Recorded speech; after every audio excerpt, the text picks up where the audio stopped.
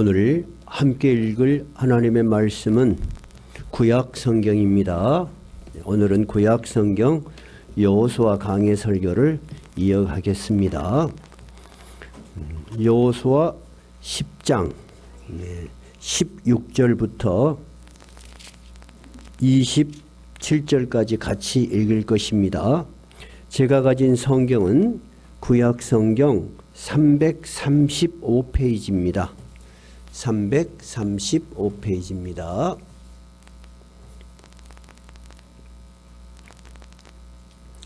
여호수아 10장 16절부터 함께 읽겠습니다. 다 찾으셨어요? 네, 같이 읽겠습니다. 그 5 왕들이 도망하여 막게다의 굴에 숨었더니 어떤 사람이 여호수아에게 고하여 이르되 막게다의 굴에 그 5 왕들이 숨은 것을 발견하였나이다 하니 여호수아가 이르되 굴 어귀에 큰 돌을 굴려 막고 사람을 그 곁에 두어 그들을 지키게 하고 너희는 지체하지 말고 너희 대적의 뒤를 따라가 그 후군을 쳐서 그들이 자기들의 성읍에 들어가지 못하게 하라. 너희 하나님 여호와께서 그들을 너희 손에 넘겨주셨느니라 하고 여호수아와 이스라엘 자손이 그들을 크게 살육하여 거의 멸하였고 그 남은 몇 사람은 견고한 성들로 들어간 고로 모든 백성이 평안히 막게다 진영으로 돌아와 여호수아에게 이르렀더니 혀를 놀려 이스라엘 자손을 대적하는 자가 없었더라. 그때 여호수아가 이르되 굴 어귀를 열고 그 굴에서 그 5 왕들을 내게로 끌어내라 하매 그들이 그대로 하여 그 5 왕들 곧 예루살렘 왕과 헤브론 왕과 야르뭇 왕과 라기스 왕과 에글론 왕을 굴에서 그에게로 끌어내니라.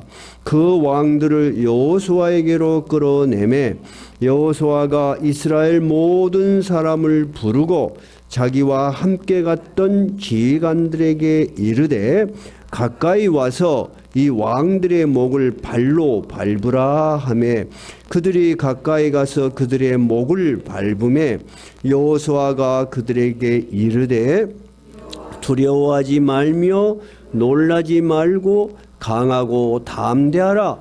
너희가 맞서서 싸우는 모든 대적에게 여호와께서 다 이와 같이 하시리라 하고 그 후에 여호수아가 그 왕들을 쳐 죽여 5 나무에 매달고 저녁까지 나무에 달린 채로 두었다가 해 질 때에 여호수아가 명령하매 그들의 시체를 라무에서 내려 그들이 숨었던 굴 안에 던지고 굴 어귀를 큰 돌로 막았더니 오늘까지 그대로 있더라. 오늘은 27절까지 여러분과 함께 읽었습니다. 오늘 본문을 이해하기 위해서 우리 앞부분 조금 살펴보도록 하겠습니다. 제가 칠판에 성경 지도를 그려놨습니다. 이스라엘 백성들이 요단강을 건너서 드디어 여호수아의 인도로 가나안으로 들어가게 됐습니다. 들어가서 제일 먼저 자기의 진을 쳤어요. 전부 머물면서 많은 백성들이 이 길갈에 진을 쳤습니다. 그리고 제일 먼저 점령한 성이 어디예요? 여리고 성을 점령했어요. 두 번째는요, 아이성. 우리 여기까지는 잘 알아요. 여기까지 점령을 하니까 이 일대에 사는 가나안에 있는 모든 부족들이 완전히 초긴장 상태가 되고 비상사태가 된 거예요. 이들이 틀림없이 계속 진군에 올 것이다. 그래서 나머지 많은 부족들이 다 연대를 해서 이스라엘을 막자고 합의를 봤어요. 근데 뜻밖의 일이 생겼죠. 이 기브온족이 가장 이스라엘 사람들하고 가까운 데 살고 있어요. 그래서 틀림없이 우리가 제1번으로 기습을 당할 것 같아. 그러니까 미리 머리를 쓴 거예요. 어떻게 머리를 썼어요? 아주 3일 거리밖에 안 되는 거리인데 한 달 정도 걸리는 먼 지역에 사는 사람들처럼 위장을 해가지고 신도 옷도 다 떨어진 거 그리고 식량도 곰팡이가 핀 거 너무 오래 걸어왔다는 그런 것을 보여주려고 그렇게 위장을 하고 이스라엘을 찾아왔어요. 그래서 우리가 당신의 종들이 되려고 합니다. 우리를 받아주십시오. 그래서 여호수아가 이 중요한 일을 하나님께 묻지 않고 그들을 받아들여서 조약을 맺어버렸어요. 그랬죠? 근데 이 소문이 이스라엘 이 가나안 전역에 퍼진 거예요. 그러니까 다른 부족들이 생각할 때 큰일 났다. 이제 이스라엘과 기브온이 연합하면은 더 세력이 강해질 텐데 이대로 두면 안 되겠다. 우리가 전부 올라가서 누구를 치자? 기브온을 치자. 그렇게 주동한 사람이 바로 이 에루살렘에 있는 왕이었어요. 그 왕이 그 다음에 자기 차례가 올 것 같으니까 그렇게 다른 부족들한테 연락을 해서 그렇게 전략을 짠 것입니다. 그래서 이들이 전부 기브온을 향해서 모여들고 있는 거예요. 우리로 말하자면 국가. 그 당시에는 5 부족의 백성들, 군인들, 왕들이. 그래서 이 다급해진 것은 바로 이제 기브온 사람들이요. 기브온 사람들은 살려고 이스라엘과 조약을 맺었는데 이제 자기부터 치겠다고 어제까지 동지였던 사람들이 전부 몰려든 거예요. 그래서 이스라엘에 전령을 보냅니다. 우리를 구해주라. 우리가 죽게 되었다. 그래서 여호수아는 이제 시급하게 길갈에서 기브온까지 가야 돼요. 근데 기브온에는 몇 나라의 왕들이 모여 있다고요? 5 나라의 왕들이 기브온을 점령하게 모여 있어. 전에는 한 성 이렇게 1대1로 이렇게 싸웠는데 이제는 여호수아가 이 낯선 가나안 땅에서 5 나라의 왕들과 연합군을 상대로 해서 싸워야 되는 그런 시점이 됐어요. 근데 안 갈 수가 없잖아요. 왜냐하면 조약을 맺었어. 여호와의 이름으로. 그래서 여호수아가 길갈에서 떠납니다. 여러분 여호수아의 마음이 어땠을 것 같아요? 굉장히 긴장하고 불안하고 초조하죠. 그러죠? 우리가 살아갈 때 많은 일들을 당해요. 조그만 일도 내가 생각지 않은 일들을 당하면 어때요? 깜짝 놀래요. 우리가 어린아이들을 키울 때 결혼해서 그런 일 많이 당해요. 경험하지 않은 일이야. 애가 갑자기 열이 오르거나 계속 울거나 그러면 엄청 사람 스트레스 받아요. 또 사업을 하다가 어려운 경우도 있어요. 근데 개인과 국가가 경험하는 가장 어려운 일, 큰 일이 뭘까요? 전쟁이에요, 여러분. 지금 러시아하고 우크라이나하고 전쟁하잖아요. 몇십 년 동안 그런 큰 전쟁이 없었어요. 근데 지금 러시아군만 지금 거의 70만에서 100만 이상이 죽었어요. 우크라이나는 지금도 폭격을 당하고 있어요. 우리는 여기 있으니까 그걸 실감을 못하지만 그 사람들은 오늘 죽을지 내일 죽을지 언제 폭탄이 떨어질지 몰라요. 이 지금 전쟁도 마찬가지예요. 여호수아는 엄청 긴장하죠. 지도자지만 여러분 백성들한테 지도자로서 두려움을 표현할 수는 없어요. 그죠? 그러나 굉장히 초조했다는 것을 우리가 알 수 있어요. 자, 10장 7절 한번 읽어봐요. 10장 7절 시작. 여호수아가 모든 군사와 용사와 더불어 길갈에서 올라가니라. 그때 여호와께서 여호수아에게 이르시되 그들을 두려워하지 말라. 내가 그들을 내 손에 넘겨주었으니 그들 중에서 한 사람도 너를 당할 자 없으리라. 하나님은 보이지 않는 존재예요. 그러나 이스라엘 시대, 구약의 시대에는 특별한 선지자나 민족의 지도자들에게 하나님께서 그들이 이해할 수 있는 방식으로 하나님의 메시지를 보내는 거예요. 하나님은 여호수아가 두려워하는 걸 알았다 몰랐다? 알았어요. 그러니까 여호수아야 두려워하지 말라. 너희들이 알 수 없는 그 미래의 일들 나는 다 준비하고 있다는 거야. 너희를 대적할 자 아무도 없을 것이다. 내가 그들을 다 너희 손에 넘겨줬다. 이 말을 들은 여호수아는 담대한 마음으로 밤을 새워서 기브온까지 가요. 원래 기브온에서 이스라엘 이 길갈까지는 걸어오면 며칠쯤 걸린다고요?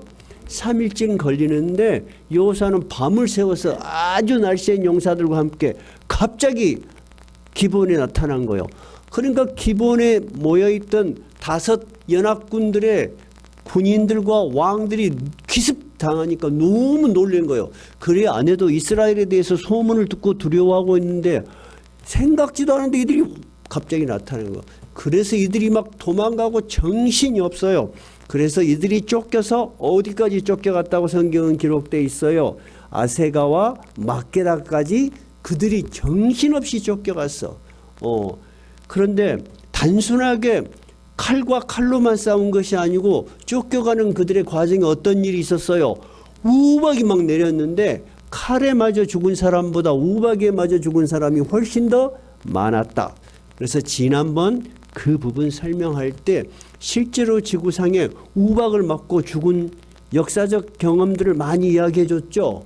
하나님께서 그들을 그렇게 도우셨다. 그리고 그들이 막 쫓겨가는 과정에서 여호수아가 기도하죠. 이 잔당들을 다 전멸할 수 있도록 하나님 이 해와 달이 더 머물도록 해 주십시오. 하나님이 그들의 기도를 들으셨다. 그것이 지난번 설교였어요. 그럼 지난번 마지막 10장 14절 한번 읽어봐요. 10장 14절. 여호와께서 사람의 목소리를 들으신 이 같은 날은 전에도 없었고 후에도 없었나니 이는 여호와께서 이스라엘을 위하여 싸우셨음이라. 그 다음 여호수아가 온 이스라엘과 더불어 길갈 진영으로 돌아왔더라. 여호와께서 여호수아의 간절한 기도 그리고 이들이 지금 막 현실에서 막 아주 치열하게 싸우고 있는 것을 아시고 도우셨다. 그래서 일단 전쟁이 마무리되면서 여호수아 일행은 어디로 왔다? 길갈 진영으로 다시 돌아오고 오늘 본문으로 이어지는 거예요. 자, 그런데 오늘 본문은 그 이후에 일어난 일을 아주 상세하게 적어 놓은 거예요. 자, 그러면 일단 5 왕들은 정신없이 도망갔잖아요. 도망가다가 적에게 잡혀서 죽을지 모르니까 이 막게다 지역이라는 이 막게다 지역에 도달하자 그 5 왕들이 야 우리가 더 도망가지 말고 우리만 아는 굴 속에 숨자 이렇게 된 거예요. 그래서 어느 굴에 숨었다고요? 막게다에 있는 굴에 숨게 되었는데 지금 성경 고고학적 발견에 의하면 막게다 지역은 이런 큰 굴이 굉장히 많아요. 근데 어떻게 해서 그렇게 큰 굴이 많은가? 그게가 석회암 지역이에요. 여러분 석회암 알아요? 석회암은 굉장히 흙이 부드러워서 손으로도 파져요. 그러니까 군데군데 석회암 지형으로 생긴 굴들이 많이 있어. 그걸 사람들이 더 좀 파면은 피난처도 되고 은신처도 되고 심지어 양을 수백 마리 끌고 가서 비가 많이 오거나 그럴 때는 거기에 머무를 수도 있는 굴들이 많았어요. 그러니까 이 5 왕들은 이 지역에 사는 사람들이니까 이 지형을 잘 알아. 그죠? 그러니까 일단 우리가 숨자. 그래서 굴 속에 숨었다는 거예요. 그럼 이스라엘 사람들은 이들이 그 굴에 있다는 걸 알까요? 모를까요? 몰라요. 근데 어떤 첩보에 의해서 이스라엘 사람들에게 보고가 들어온 거야. 그 5 왕들이. 그 5 왕들은 여러분 한 성에 같이 살아요. 원래는 다 흩어진 사람들이에요. 다 흩어져 있는 맹주들이야. 가나안에서 아주 용감한 아모리 족속들이야. 주로 용감한 사람들이야. 근데 그들이 정신없이 하여튼 왕들을 중심으로 5 왕이 전부 다 굴 속에 숨은 거야. 근데 그것을 알고 어떤 사람이 이스라엘에 보고를 한 거예요. 그러니까 그 다음날 다시 출격을 이스라엘 사람들이 이제 하는 거예요.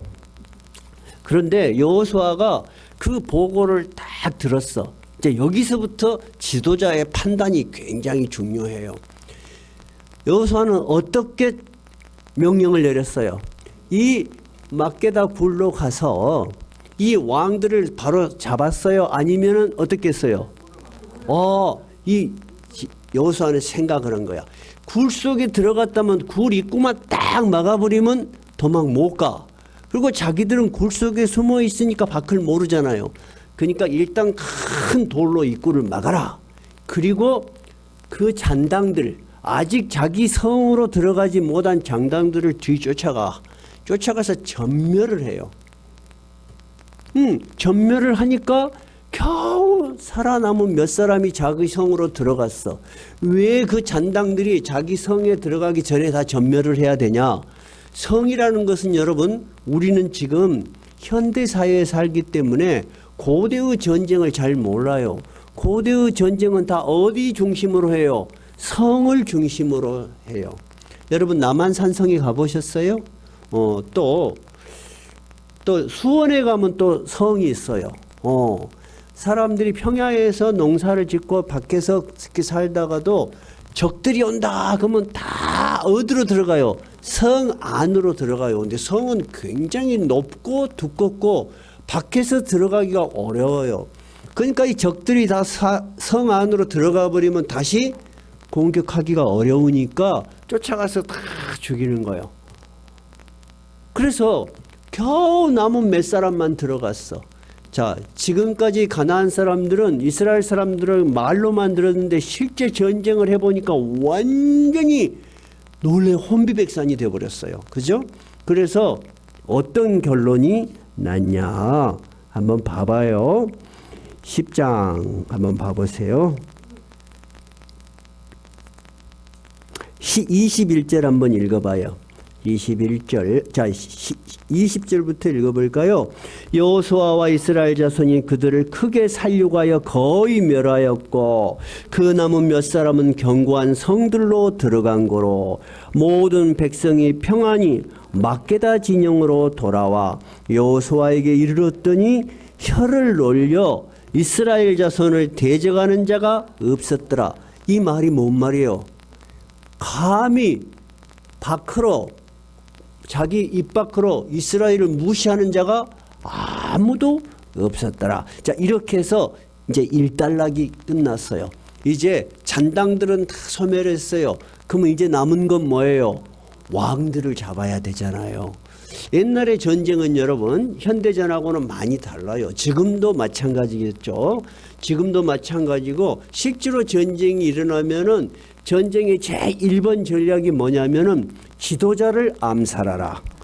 왜냐하면 지도자라는 것은 한 사람에 불과해요, 사실은. 근데 이 지도자가 죽으면 굉장히 균열이 일어나요. 명령 체계도 막 어떻게 돼야 될지도 모르고 항상 이 사람 중심으로 모든 전략이 짜졌잖아요. 근데 지금 왕이 5명이나 한꺼번에 있어.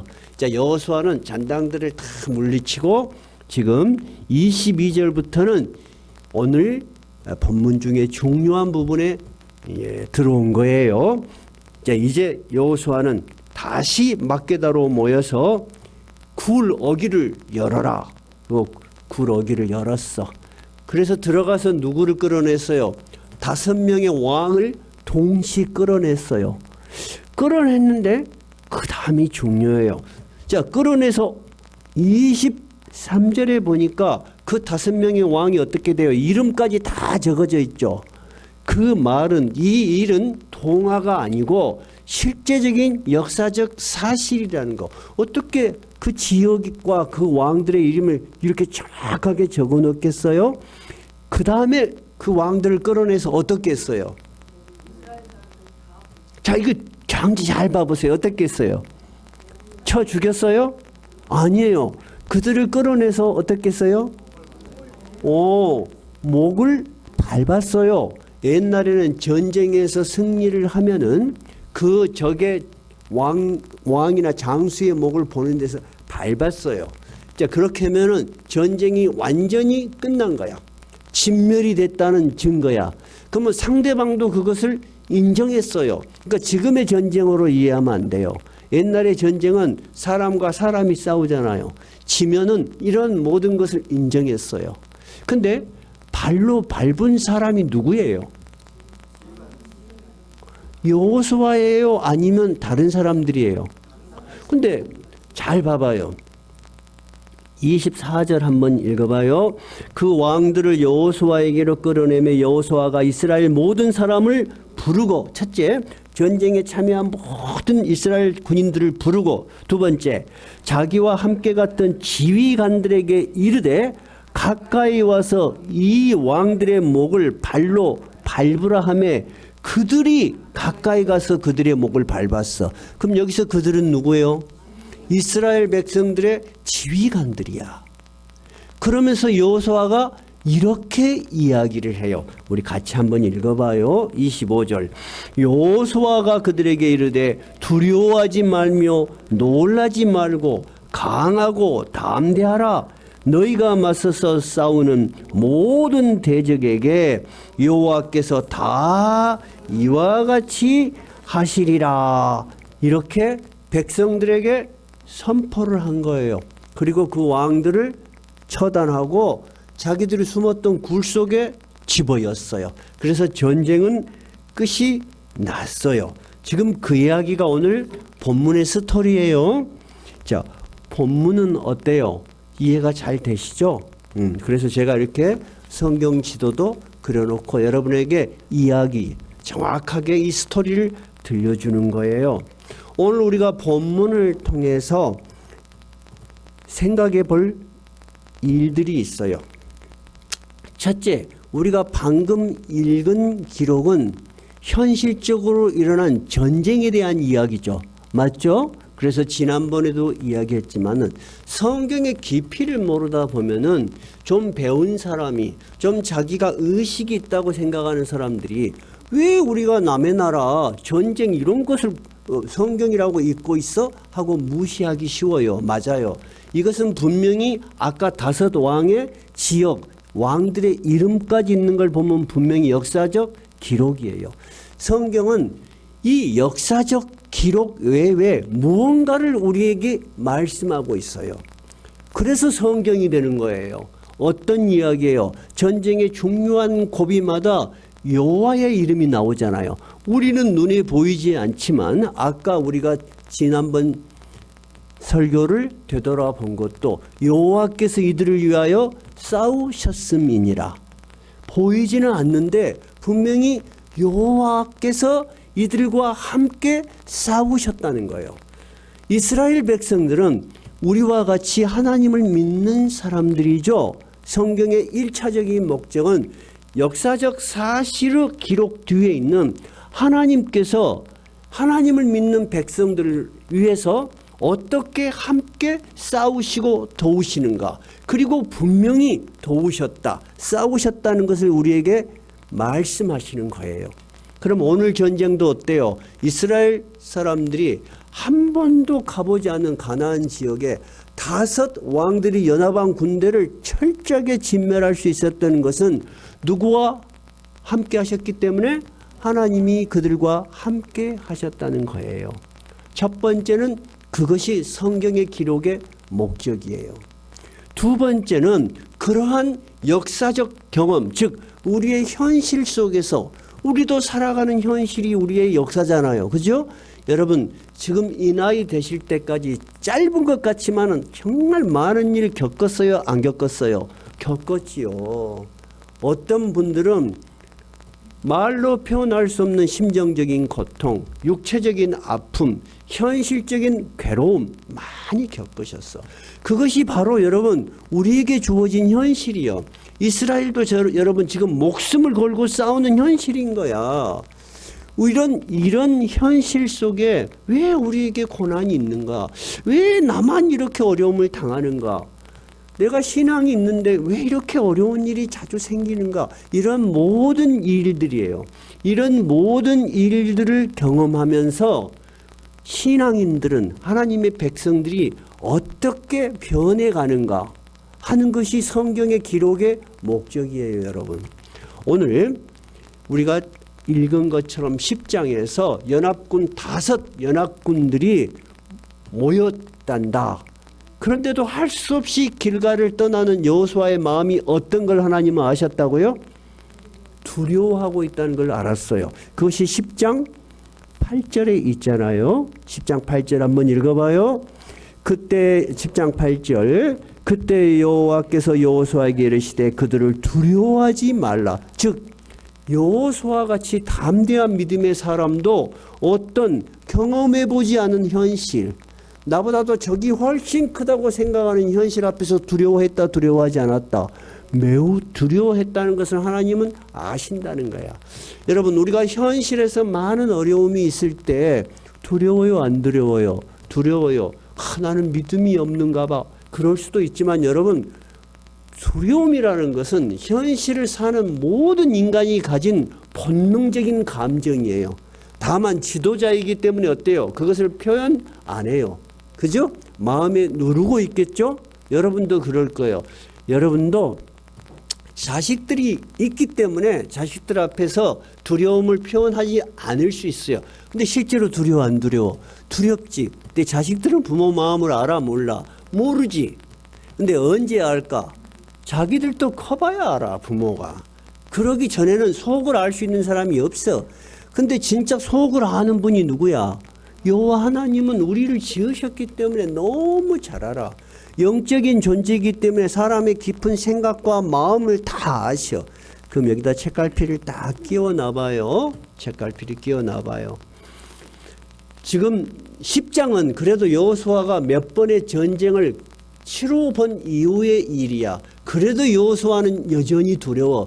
근데 한 번도 자기 책임으로 전쟁을 안 치러본 여호수아가 모세가 죽은 뒤에 모든 사명을 떠맡았어. 그때 여호수아로 돌아가 봐요. 여호수아 1장으로 가봐요. 여호수아 1장 320페이지예요. 여호수아 1장. 자, 여호수아 1장은 어떤 거냐면 모세가 건강했음에도 불구하고 하나님의 부르심으로 죽습니다. 죽으면서 모든 사명을 누구한테 맡겨요? 여호수아한테 맡겨.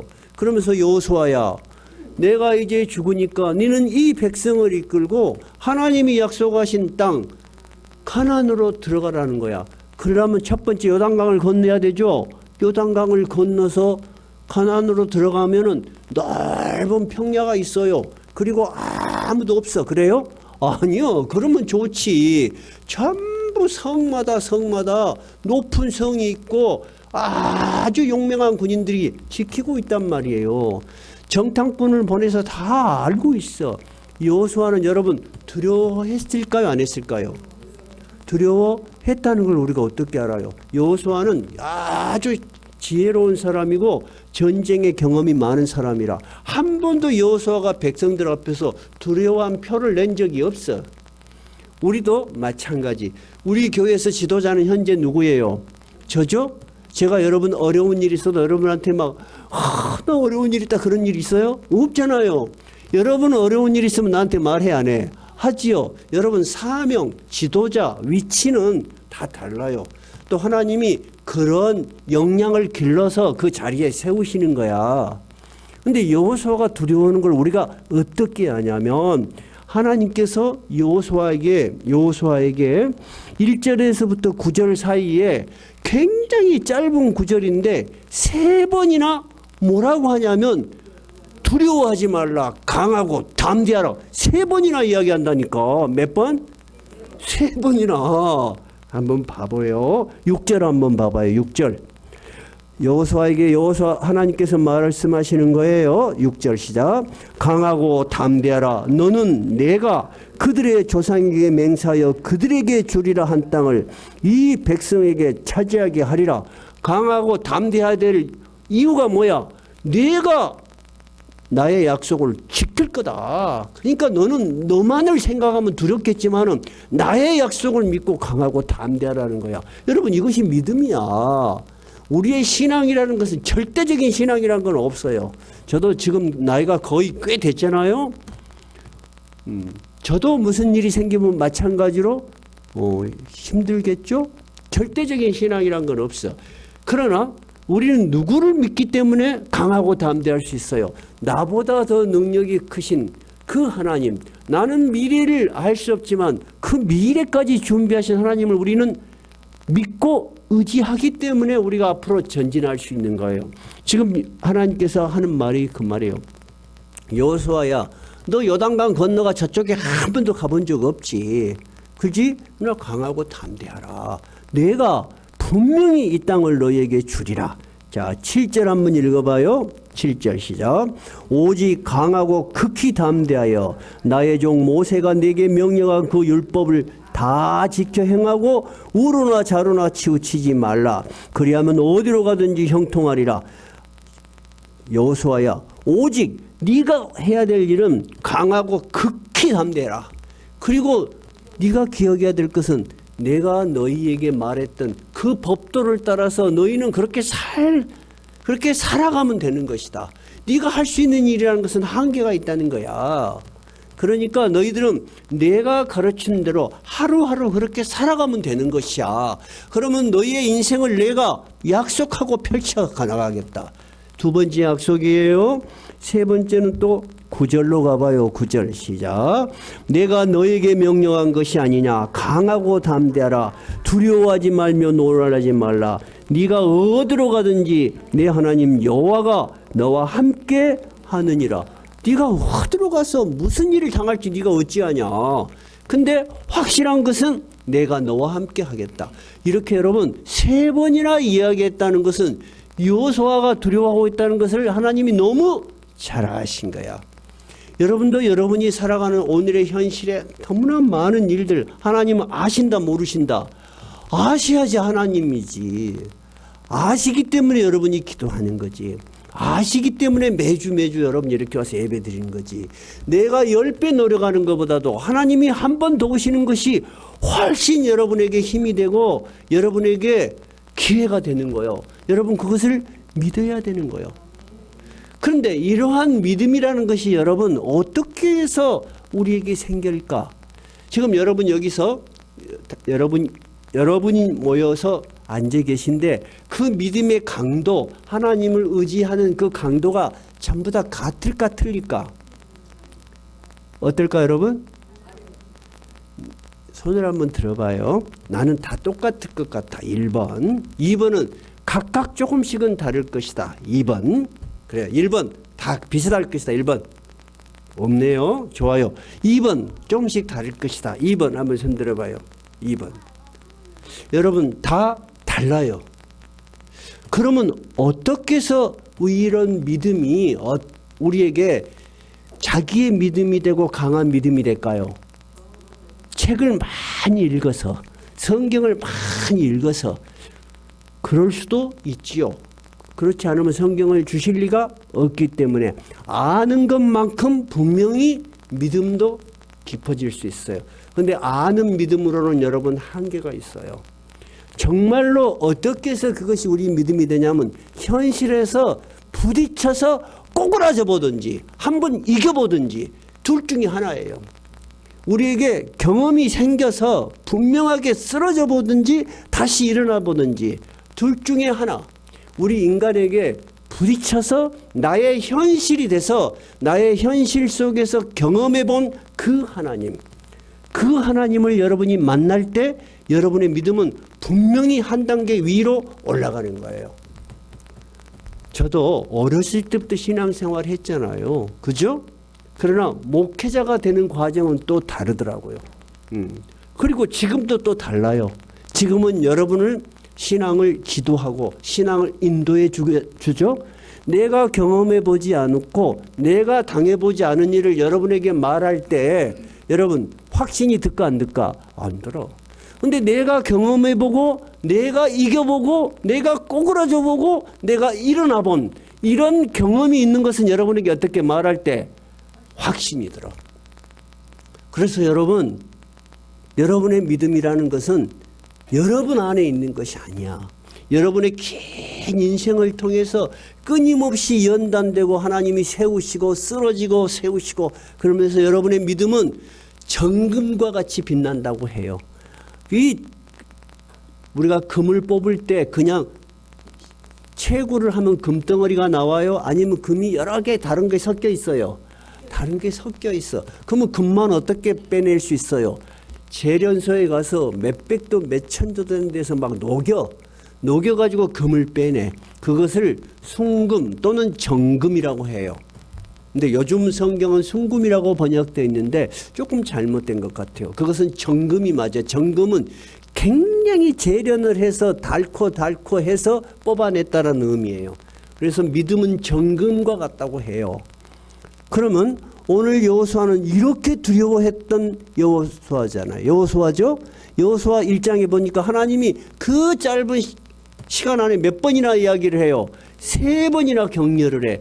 그래서 여리고성을 점령하고 아이성을 점령하고 오늘 본문은 왕이 5 나라의 왕들과 군사가 모여있는데 전쟁을 하는 거야.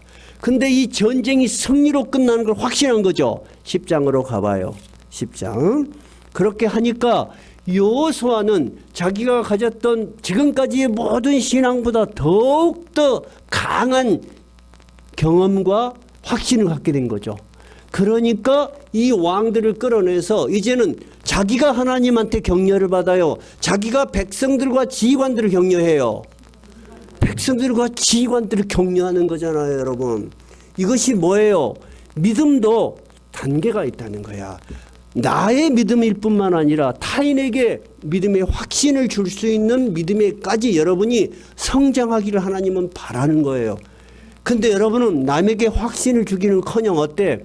나도 그냥 겨우겨우 해. 그러면 하나님이 안타까워해, 안 안타까워해? 안타까워하지. 아이, 니는 수십 년을 예수를 믿어도 왜 그냐? 그럴 거 아니요. 근데 여러분, 진짜로 자기의 믿음도 중요하지만은 나의 자녀들에게, 나의 친구들에게, 나의 이웃들에게 이 나의 믿음을 증언할 수 있는 믿음의 연단이 우리에게 필요해요. 그런데 우리가 그런 믿음의 연단을 수없이 오랜 세월 받았음에도 불구하고 본인이 모를 수가 있어. 그럴 수 있어요, 없어요? 있어요. 진짜로 그래요. 어렸을 때부터 신앙생활하는 사람들이 그래요. 자기는 수십 년을 경험해갖고 이미 아는 것도 굉장히 많고 경험도 많은데 나의 인생을 여기까지 하나님이 이끌고 왔구나 하는 거를 모를 수가 있어. 여러분, 그럴 수 있어, 없어? 있지. 근데 어느 날 어떤 경험을 통해서 그것을 깨닫기 시작해요. 그럴 수도 있겠죠? 오늘 여호수아에서 우리가 눈여겨볼 것은 여호수아 10장 25절에서 여호수아가 그들의 백성을 불러다가 또 그들의 지휘관들을 불러다가 너희들이 두려워하던 이 5 왕들의 목을 밟아라. 전쟁의 승리를 실감해봐라고 하는 거야. 그러면서 25절 여호수아가 그들에게 이르되 25절 한번 읽어봐요. 여호수아가 그들에게 이르되 두려워하지 말며 놀라지 말고 강하고 담대하라. 너희가 맞서서 싸우는 모든 대적에게 여호와께서 다 이와 같이 하시리라. 여러분, 이것은 여호수아가 전에는 하나님으로부터 들었던 격려야. 근데 이제는 그 격려가 자기에게 믿음의 확신이 된 거야. 그러니까 어떻게? 이제는 자기가 이 하나님을 가르치는 거야. 이스라엘 군인들과 지휘관들에게 너희들이 싸우는 모든 전쟁에서 하나님이 이와 같이 너희를 도우시리라. 그러므로 너희는 강하고 담대하라. 따라해 보세요. 강하고 담대하라. 여러분, 오늘 우리가 이렇게 살펴본 바와 같이 우리가 가진 신앙이나 우리가 가진 믿음은 어떤 것입니까? 우리는 신앙이나 믿음을 어떻게 이해를 하냐면 내가 앉아서 기도하면 하나님이 싹 이루어져. 나는 가만히 있고 누가 일하기를 바래? 하나님이 일하기를 바래. 근데 우리가 살아보니까 그런 일은 거의 없어요. 거의. 저도 어제 또 친구들하고 식사를 이렇게 하면서 좀 몸이 불편한 친구가 있어요. 그래서 이제 이렇게 공유를 하고 그래요. 근데 그 친구가 하는 말을 듣고 지금까지 생각이 나요. 내가 어저께 뭐라고 말을 했어야 될까? 몸이 이제 불편해요. 근데 뭐 기도한다고 하나님이 뭐 다 들어준가? 뭐 그런 일은 없더만. 그렇게 이야기를 해. 그러면 내가 그 친구를 붙들고 성경을 다 말하기가 참 힘들어요. 그죠? 아픈 사람은 당장 낫기를 바래요. 그죠? 그러나 여러분, 신앙적으로 생각하면 그 사람이 어떻게 노력하면서 그 말을 해야 정당해요? 하나님께 간구하고 하나님을 의지하는 그 시간과 그 훈련이 필요하겠죠. 그거 없이 내가 눈만 딱 감고 하나님 나게 해주시고 하면 뚝딱. 여러분 이것은 신앙이 아니고 미신이라고 하는 거예요. 신앙이라는 것은 여러분 자기의 전 인격이 하나님을 의지하고 하나님을 신뢰하고 하나님을 따라간 삶의 흔적이 신앙이에요. 그런 삶의 흔적이 없는 신앙이라는 것은 다 미신이에요, 여러분. 오늘 여호수아와 이스라엘 백성들에게 이것이 미신이 되려면 어떻게 해야 돼요? 전쟁하지도 않았는지 기도하고 나니까 다 죽어버렸더라. 이래야지 맞는 거 아니에요? 근데 그러지 않아요, 하나님은. 하나님은 우리가 처절하게 싸우고 처절하게 경험하고 분명하게 승리를 경험하게 하세요. 이것이 우리의 신앙이 되게 하는 거예요. 이것이 여러분 살아있는 신앙이에요. 살아있다는 건 뭐예요? 내가 실제로 경험한다는 거예요. 이해가 되세요? 하나님은 우리의 신앙이 정말로 강하고 담대한 신앙, 살아있는 신앙이 되는 것을 원하세요. 여러분 매주 예배 드리기 위해서 오실 때 여러 가지 일이 많이 생겨요, 안 생겨요? 생기죠. 그런 것도 여러분이 잘 극복하면서 이겨나가면서 그렇게 신앙생활을 하시는 거예요. 내가 편할 때만 하는 신앙생활은 여러분 힘이 없어요. 이해가 되셔요? 하나님은 우리에게 전 인격을 다해서 이 신앙생활이 나에게 현실적으로 경험되고 정말로 강하고 담대한 믿음이 되기를 바라시는 거예요. 그래서 오늘 이스라엘 사람 이 여호수아가 이 이스라엘 백성들에게 그 하나님을 알고 있기 때문에 그 지휘자들과 백성들에게 실제로 너희들이 이 전쟁의 승리를 경험해 보라는 거야. 이해가 되셨죠? 그러면서 여호수아가 25절 이렇게 이야기를 하는 거예요. 그러면 우리는 오늘 신약 성경을 읽은 거예요? 구약 성경을 읽은 거예요? 구약 성경을 읽은 거죠. 구약 성경을 읽으면서 목사님이 이렇게 이 성경에 대한 본문에 대한 이해와 또 성경을 해석해 드렸어요. 여러분 생각할 때는 그것은 목사님이 그렇게 해석한 것이니까 은혜가 되지만은 지금도 설마 그러겠냐? 그럴 수 있겠네요. 그러면 신약을 한번 가볼까요? 여기다 책갈피 꽂아 놓으셨죠? 로마서로 가봐요. 신약 성경 우리 요즘 로마서 하고 있죠? 로마서 5장 245쪽이에요. 245쪽 로마서 5장 3절.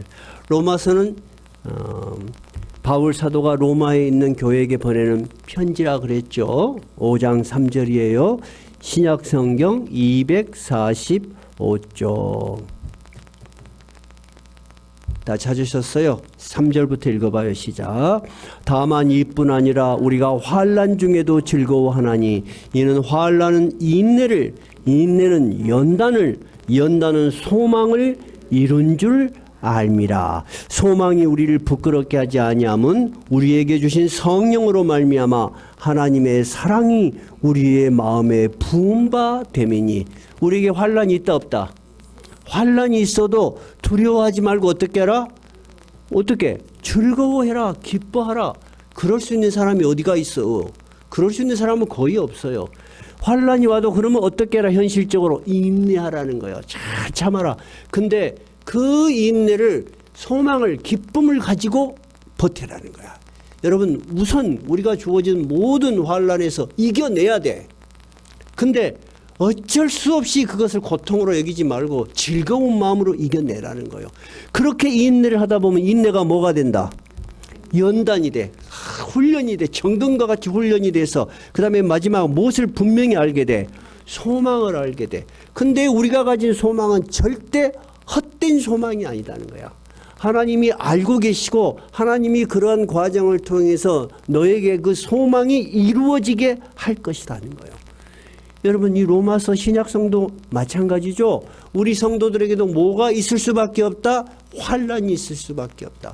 그래서 지난번에도 이야기했지만 그렇게 얼굴도 예쁘고 가진 것도 많고 세상에 부러울 것도 없는 사람들이 여러분 환난에 당하여요. 그리고 우울증에 걸리고 생을 마감을 해버려. 우리가 볼 때는 너무나 안쓰럽죠. 그죠? 어떤 조그만 어려움이 와도 못 견딜 수 있어요. 근데 우리는 그러면 안 돼요. 환난이 오면 어떻게 즐거운 마음으로 뭐 해라? 인내하라. 그 인내를 거쳐서 우리는 어떻게 된다? 믿음이 연단이 된다. 강하게 된다. 그런 말이야. 그래서 우리의 결국은 뭐만 남는 거야? 소망이 남아. 이 소망이 결코 부끄럽지 않다는 것은 헛된 것이 아니라는 거야. 하나님이 우리의 마음을 아시고 우리가 바라는 것을 이루실 것이다 하는 이야기입니다. 오늘 우리가 이 본문을 통해서 우리의 현실을 항상 이 시각으로 바라봐야 돼요. 우리가 살아가는 모든 현실에는 뭐가 있을 수밖에 없다? 환난과 어려움이 있을 수밖에 없지만 여기서 좌절하는 것이 성도의 자세는 아니다. 우리는 즐거운 마음으로 어떻게 인내하자. 왜냐하면 우리의 미래를 아시는 분은 누구이기 때문에 하나님이시기 때문에 이런 인내의 과정을 거쳐서 우리의 믿음은 정금과 같이 연단이 될 것이다. 해보세요. 연단과. 그 다음에 무엇을 이루어요? 마지막 소망을 이룰 줄을 알미라. 얼마나 좋은 말씀이에요. 우리 외웁시다. 해보세요. 환난은 무엇을 낳는다? 인내를 낳고 인내는 연단을 낳고 연단은 소망을 낳는다. 이 네 개만 우리가 다 기억하고 있으면 어떤 어려운 일이 있어도 이겨낼 수 있어요. 어려운 일이 있으면 우리 감정적으로 흔들리는 것은 본능이야. 그것까지 우리는 하지 마라 할 수가 없는 거야. 그러나 우리는 그런 것을 잘 인내를 해야 돼. 인내. 그 다음 연단. 그 다음 소망. 다시 어려운 일이 있다. 환난. 그 다음에 인내. 그 다음 연단. 그 다음 소망. 여러분 이런 간단한 것이 진리예요. 저는 성경이 진리라고 믿습니다. 성경만큼 분명하고 확실하고 검증된 메시지는 없는 거예요. 나는 이 성경이 정말로 위대하다고 생각해요. 오늘 본문에 있는 말씀 그리고 로마서에 있는 말씀이 여러분들의 믿음이 되시기 바랍니다. 그렇게 해서 여러분들의 가정을 힘있게 세우시고 또 우리 교회가 부흥 발전하고 하나님의 영광을 드러내는 큰 힘이 되시기 바랍니다. 찬송가 391장입니다.